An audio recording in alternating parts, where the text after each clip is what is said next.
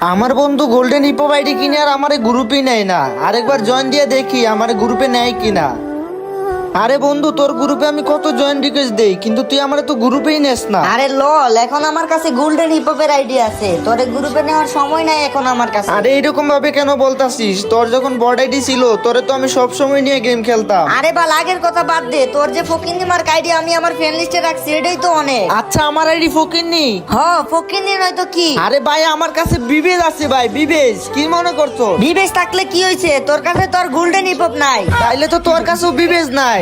আরে বেটা, তুই হইলি ফকিন্নি, তোর আইডিতে রেয়ার কি আছে? আমার আইডিতে দেখ গোল্ডেন হিপহপ আছে, সবকিছু রেয়ার রেয়ার বান্ডি। কি আমি ফকিরনি? তাইলে আয় আমার সাথে কালেকশন ভার্সেস করে পারলে জিত। আরে বেটা, তোর লগে জিতা কি কোনো ব্যাপার হইলো নাকি? তুই যে ফকিন্নি রে ভাই, তোর আইডিতে তো কোনো কালেকশনই নাই। তোর মতো ফকিন্নি যদি আমার লগে জিততে পারোস তাইলে আমি আমার গোল্ডেন হিপহপের আইডি তোরে দিয়ে দিমু, যা। रुक तेरे को बताते तेरी माँ की चुत तेरी।